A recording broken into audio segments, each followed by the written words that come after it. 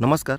व्हिडिओमध्ये आपण बघू शकतात की पेरूच्या फुलावर मधमाशा परागीभवनाची प्रक्रिया करतात आहे आणि या परागीभवनाद्वारे पेरू पिकामध्ये फ्रूट सेटिंग वाढून फळधारणा वाढून साधारणपणे 12% 30% उत्पादनात वाढ होत असते.